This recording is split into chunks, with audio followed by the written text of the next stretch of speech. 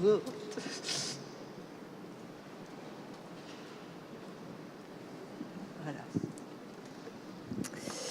Bonsoir à tous.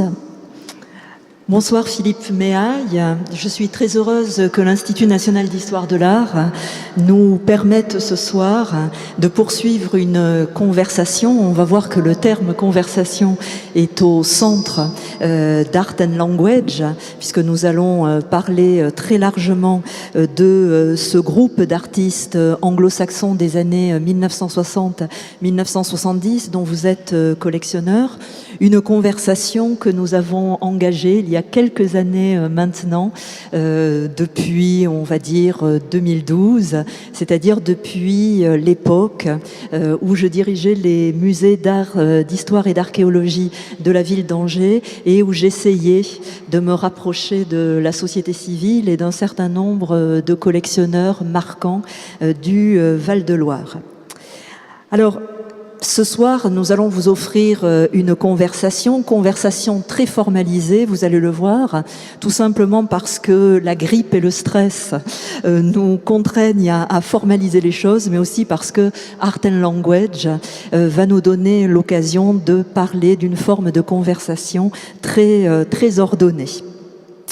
Alors, Philippe Méhaille, la première question que je voudrais vous poser a trait à l'histoire du groupe Art and Language. Vous avez réussi au cours des 25 dernières années à réunir un ensemble tout à fait impressionnant d'œuvres qui semblent intéresser et s'intéresser à l'histoire de l'art en ce qu'elles remettent profondément en cause la perception traditionnelle que l'histoire de l'art a construite et nous a transmise à la fois de l'art et de l'objet d'art. Votre collection est en effet exclusivement composée d'œuvres du collectif d'artistes anglo-saxons Art and Language, au point d'être considérée dans ce que j'ai envie d'appeler sa monomanie même. Et je pense d'ailleurs que Géricault aurait tout à fait aimé faire votre portrait et l'insérer dans sa série des monomaniaques. Donc votre collection est considérée comme la collection de référence au monde sur Art and Language. Alors Art and Language, on présente souvent ce groupe comme une sorte d'art gang, de gang de l'art, pour en souligner le caractère subversif, le caractère, je dirais, dissident, critique. Pouvez-vous nous présenter assez rapidement, d'un point de vue de son histoire, le groupe Art and Language? On va voir qu'il est difficile d'identifier et de décrire Art and Language. Merci Ariane, bonjour. Alors, en effet, quand on regarde l'histoire d'Art and Language, on se rend compte que, alors qu'il porte une grande responsabilité dans l'invention de l'art conceptuel, il est effectivement difficile de les catégoriser et de les affilier à une identité artistique. Mais en fait, on peut dire qu'ils ont une grande responsabilité aussi dans cette résistance à l'identification, puisque bien que le premier numéro de la revue éponyme du groupe qui s'appelle Art-Language, dont on voit ici quelques numéros qui sont issus de votre collection. Alors là, on voit des affiches. Des affiches, d'accord. Qui effectivement font la propagande de la revue.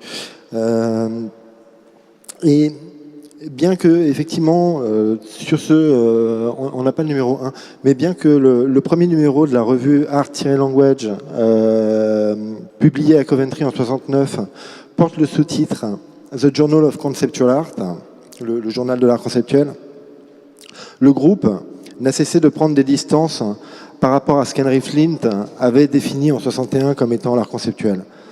C'est-à-dire une forme d'art dont le matériau de base serait le langage, à l'instar du son qui est le matériau de base de la musique.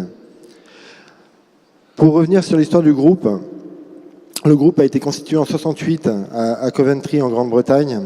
Ça va être le côté un peu, je suis désolé, un peu académique du texte. Il tire donc son nom de la revue, qui connaîtra une vingtaine de numéros, et Art and Language se définit comme une conversation collective d'artistes. Et le groupe est né de la collaboration de 4 artistes, Michael Baldwin, Terry Atkinson, David Bainbridge et Harold Durrell, que vous ne connaissez sans doute pas, mais c'était un peu le but de l'anonymat que le groupe voulait et de cette anti-starification de l'artiste. Ces 4 artistes ont en effet commencé à collaborer en 1966 et ils décident d'intégrer des œuvres au corpus d'Art and Language qu'ils avaient déjà produites en 1965, c'est-à-dire à partir d'une série de pièces qui sont des time drawings dans lesquelles ils essaient de dessiner le temps, et la Mirror Piece qu'on voit derrière nous. Qu'on voit derrière nous, qui est là présentée au MACBA. À Barcelone, oui. À Barcelone, qui est une des premières pièces du groupe. Et par la suite, Joseph Kosuth devient donc l'éditeur américain de la revue Art Language dès le premier numéro, et Art Language est rejoint par Ian Byrne et Mel Ramsden en 1971, qui avait fondé à New York la Society for Theoretical Art and Analysis. À son apogée au milieu des années 70, le groupe compte jusqu'à une 50aine de membres, mais des divergences ne tardent pas à apparaître tant sur les développements que les principes de collaboration au sein du groupe. Et après 1977, seuls Michael Baldwin et Mel Ramsden poursuivent l'aventure, installés à Banbury en Grande-Bretagne, avec la collaboration intellectuelle de Charles Harrison, qui est maintenant décédé, et occasionnellement Mayo Thompson, qui est leader du groupe de rock, le Red Crayola. Alors, quelle était la question fondamentale qui les a animés ? Au départ, du moins. Alors, au départ, on pourrait... en tout cas, une des questions majeures qui a scellé le groupe au départ est sans doute la relation qui peut exister entre la théorie et la pratique artistique. Et pour Art and Language, l'œuvre d'art, en tout cas, ce que je peux dire, c'est que c'est ce que n'est pas l'œuvre d'art. L'œuvre d'art. Enfin, vous la définissez de manière négative. D'après Art and Language. Donc pour Art and Language, l'œuvre d'art n'est en rien l'expression d'une créativité individuelle, celle d'un artiste, d'une personnalité dont les intuitions géniales provoqueraient l'avancée décisive de l'art. Elle n'est pas non plus autosuffisante ni transparente. Autrement dit, elle ne parle pas d'elle-même et elle exige un échange, notamment avec le public. Tout ça pour dire que finalement, l'œuvre qui est présentée derrière nous, qui est la Mirror Piece, pour être, on va dire, plus précis, quand Michael Baldwin remplace la surface du tableau par un miroir, finalement, il se retrouve avec une surface qui est en même temps indescriptible, puisque comment est-ce qu'on décrit la surface d'un miroir, à part en l'expérimentant physiquement, et finalement, qu'est-ce qui arrive quand on la présente dans le musée ou quand on la présente dans un lieu public? C'est qu'elle devient participative, parce que effectivement, le public va être amené à s'interroger par rapport à ce que lui vient de créer. Et c'est ce moment-là qui est l'étincelle qui va provoquer, en fait, ce changement de paradigme complet entre, on va dire, un tableau expressionniste abstrait et l'art conceptuel. Alors, je crois que toute cette visée didactique, en fait, et réflexive d'Art and Language que vous nous décrivez et qui a été menée collectivement et de façon contradictoire au sens de confrontation intellectuelle par les artistes d'Art and Language n'a jamais été aussi bien exprimée qu'à travers une œuvre manifeste qui s'intitule Index 01, qui a été présentée par le groupe qui était alors fort d'une quinzaine de membres lors de la Documenta de Cassel en 1972. Alors, est-ce que vous pouvez nous dire ce qu'est cette installation Index 01 et ce qu'elle recouvre, Philippe ? déjà, je crois qu'elle elle mérite d'être un tout petit peu décrite. L'index 01, donc quand les artistes d'Art and Language vont arriver avec cette pièce-là à la Documenta 5, ils arrivent comme des superstars. Le groupe est déjà formé, la revue a déjà eu un retentissement au niveau des artistes, au niveau des professionnels de l'art, et dans cette revue, un bon nombre de textes ont été produits. À l'intérieur du groupe Art and Language, beaucoup de textes circulaient, et l'idée, ça a été pour eux de prendre des fichiers métalliques. 8 fichiers métalliques, des cardex. Des cardex. Voilà, les amis bibliothécaires présents ce soir sauront à quoi on fait référence. Et ces cardex donc, sont posés sur des socles, et au mur sont placardés tous les textes qui ont servi, qui sont à l'intérieur des fichiers, mais qui ont servi à leur discussion et qui ont été indexés lors des différentes discussions par rapport à des soucis lexicographiques, on va dire, alors, de vocabulaire. Lexicographique, s'employer à savoir quels termes étaient employés avant dans l'histoire de l'art, et ces termes-là, dans ces termes-là, ceux qui ont disparu ou pas, et savoir à quel point, dans toutes ces réponses, il pouvait y avoir des variations. Et l'idée, c'est qu'en même temps, sur ces murs de la Documenta, tous ces textes formaient une espèce de gigantesque carte, comme une cartographie de ce qui était contenu dans les fichiers. Et effectivement, la grosse limite de cette pièce maintenant est dans sa monstration, à savoir à quel point on la fétichise ou pas. D'ailleurs, dans votre musée à Montsoro, qui est un musée d'art contemporain et que vous avez vraiment consacré à Art and Language, je crois qu'un certain nombre de ces textes qui étaient placardés, comme ici à la Documenta de Kessel, vous les présentez encadrés. Donc, d'une certaine manière, vous êtes comme tous ces visiteurs qui ont nourri une forme de malentendu en visitant Documenta 5, et qui ont vu dans cette installation et dans les textes tels qu'ils étaient présentés des équivalents graphiques, des sortes de dessins qu'il fallait admirer en tant qu'œuvre d'art, alors même que c'était l'ensemble qui faisait œuvre dans l'esprit des artistes. Oui, alors ce qui faisait œuvre dans l'esprit des artistes, en fait, ce qui n'est pas clair dans notre tête est assez clair dans la leur. Et ils se sont affranchis en fait de pas mal de nos cahiers des charges.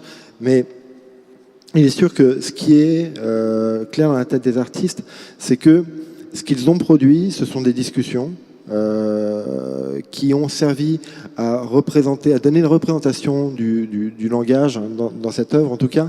Et bien souvent, ils ont défini tous ces textes qu'ils avaient écrits comme des homeless stuff, des choses sans abri. Et parce qu'effectivement, ces textes-là n'appartiennent pas à l'université, ils n'appartiennent pas au musée, ils n'appartiennent pas à la sphère privée, et finalement, on ne sait pas trop quoi bien en faire. On ne sait pas trop bien quoi en faire, pardon, j'ai inversé. Et en tout cas, nous, on est... notre position, elle est de conserver. On est un musée d'art contemporain, donc on conserve ces pièces.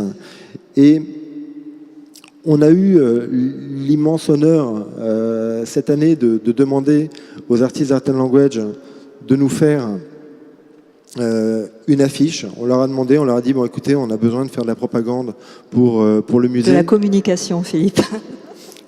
Alors, oui, mais la propagande, c'est pas forcément sympathique. Et on ne sait pas si on est sympathique. Donc je parle de propagande. On essaye toujours d'apparaître sympa. Et donc, dans leur affiche, vous avez les mots presque un abri et à l'envers pour des choses sans abri. Et effectivement, donc on est devenu presque un abri pour des choses sans abri. Ce qui était on a apprécié l'effort en tout cas. Alors maintenant, si on quitte l'histoire et si on s'intéresse aux œuvres qu'ont produites Art and Language, j'ai envie de vous dire que on se rend compte, sans même parler de qualité d'œuvre, que ces artistes d'Art and Language sont assez loin de faire encore l'unanimité et que leur démarche est souvent perçue comme complexe, voire hermétique.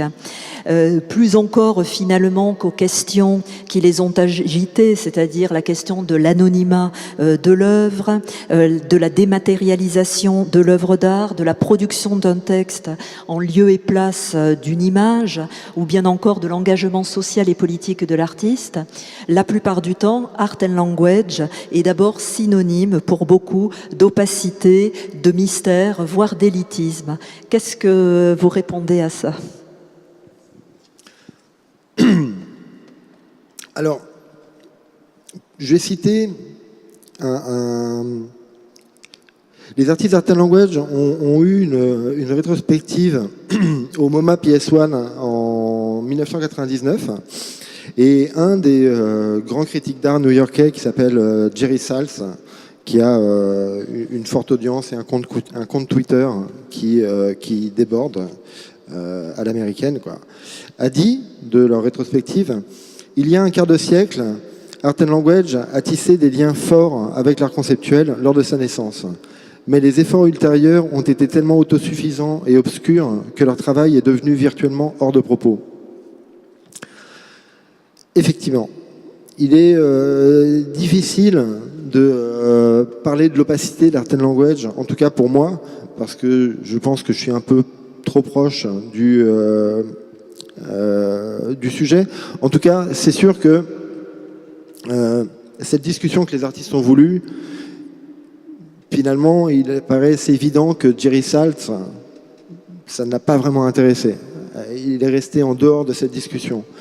Et en tout cas, ce qui est sûr, c'est que les artistes d'Art and Language ont accompli un travail titanesque en développant des agilités de pensée, des savoir-faire qui n'étaient habituellement pas ceux des artistes, et tout ça dans le but premier de rendre le visiteur actif et de ne plus avoir des files de visiteurs dans les musées ayant une attitude passive, presque moutonnière. Et donc pour ce faire, ils ont produit des textes en tant qu'œuvre. Et pour s'insérer dans le champ artistique, ces textes ont donné naissance à un nouveau genre, un nouveau style d'écriture. C'est-à-dire que finalement, ces textes n'étaient ni de la littérature, ni de la philosophie, ni de la critique, ni de la poésie, et que ces textes posent des questions sans nécessairement les résoudre.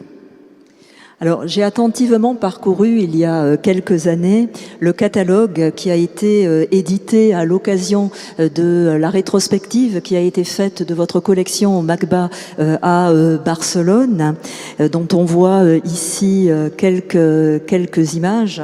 On voit d'ailleurs que certaines œuvres d'Art and Language ne sont pas sans rappeler les tableaux fantômes que nous exposons aujourd'hui. Et dans le catalogue de cette exposition, je me rappelle que le conservateur en chef de ce musée, Carlos Guerra, écrivait en parlant de la multiplicité des supports qui constituent votre collection, que je cite: en plus d'avoir été impactée par l'attitude des artistes, cette collection de Philippe Méhaille l'est encore plus par la perspective archéologique avec laquelle elle a été constituée. J'avais trouvé cette remarque particulièrement édifiante, venant surtout de l'auteur du catalogue et de l'exposition. C'est vrai que le catalogue fait état dans votre collection de beaucoup de manuscrits, de tapuscrits, de microfilms, de partitions de musique. Et j'ai envie de vous demander, Philippe, si finalement vous n'êtes pas d'une certaine manière fidèle à cette fièvre archivistique et lexicographique d'Art and Language, et si plutôt que d'être un collectionneur, vous n'êtes pas un archiviste, voire un archéologue.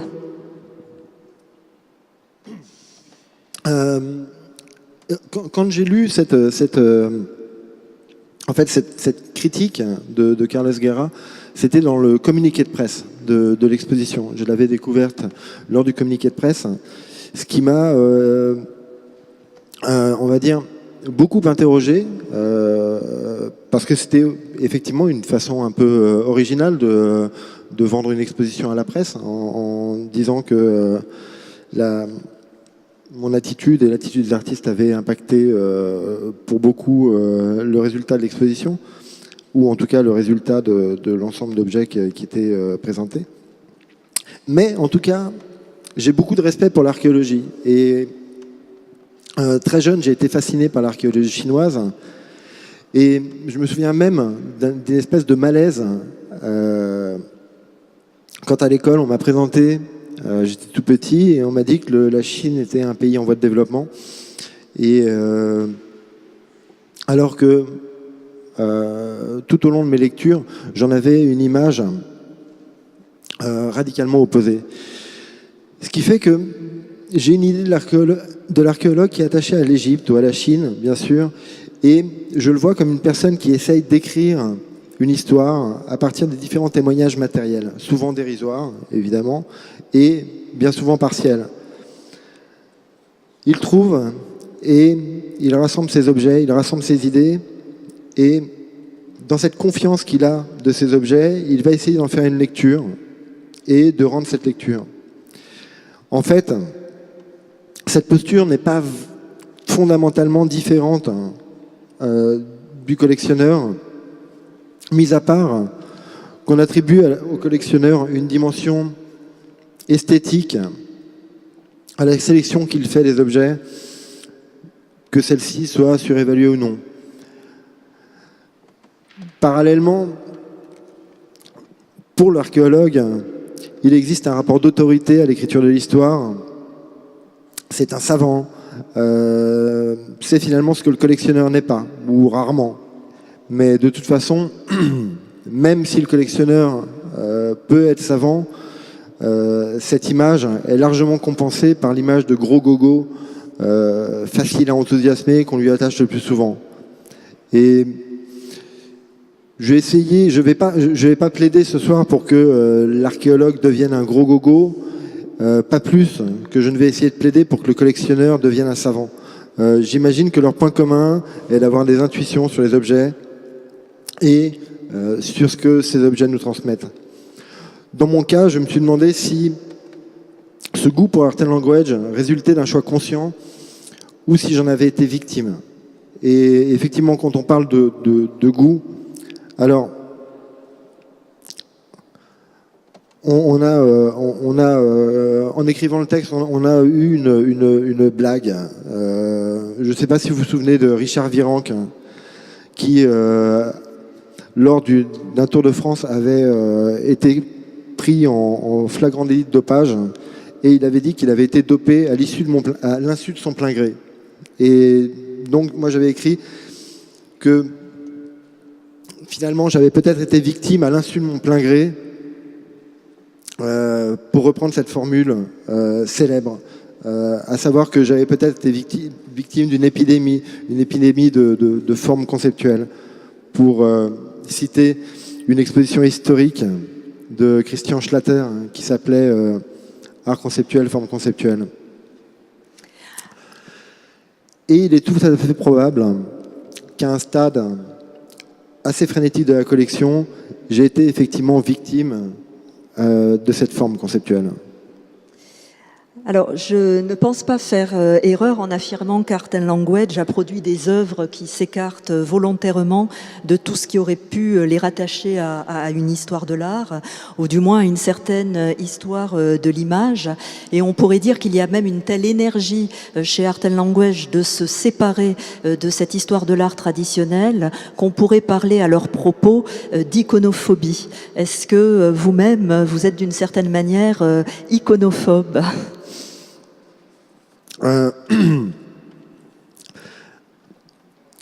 On peut parler... En fait, je me suis déjà demandé si c'était dans cette lecture que j'avais des tableaux que, effectivement, je me voyais moi-même comme un iconophobe, mais je me suis aussi demandé si les artistes eux-mêmes n'étaient pas ceux qui faisaient naître ce sentiment d'iconophobie. Et c'est vrai que pour Art and Language, ils se sont eux-mêmes, je crois, demandé une fois s'ils n'étaient pas iconophages. Et en effet, l'histoire de l'art est peuplée d'artistes. En fait, c'est pas si unique dans l'histoire de l'art, puisque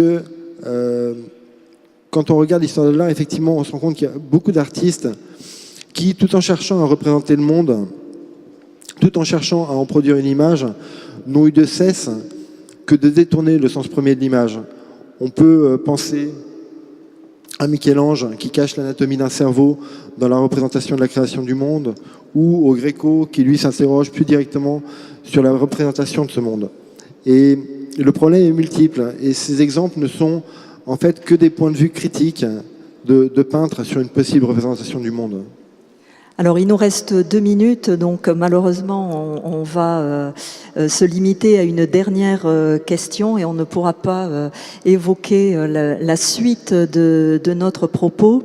Quand je parlais d'iconophobie, je parlais en fait vraiment d'une phobie, c'est-à-dire d'une absence d'image, puisque vos achats d'œuvres d'art se sont concentrés finalement sur toute autre chose que l'image en tant que telle, et se sont intéressés à tous ces textes qui ont été produits par Art and Language.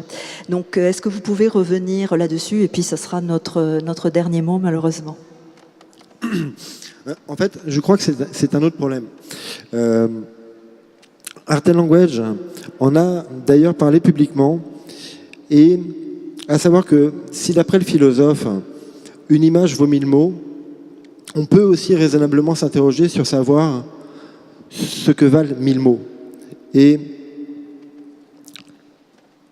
en se mettant à la place de l'artiste, si on peut produire une description d'une image à travers 1000 mots, comme l'a fait Édouard Swinguedo pour les tableaux aujourd'hui disparus du musée du Bailleul, auquel l'INHA consacre, à l'occasion de cette nuit des idées, une installation qui pourrait être une performance ou une rétrospective des peintures fantômes. Est-il possible de produire un texte, non pas qui ferait image, mais qui serait image ? Voilà, donc on va arrêter là, parce que je pense que le timing sinon va être dépassé. Je vous invite, si vous voulez en savoir plus sur Art and Language, à aller visiter le château de Montsoreau, musée d'art contemporain, qui se trouve entre Angers et Tours. Merci.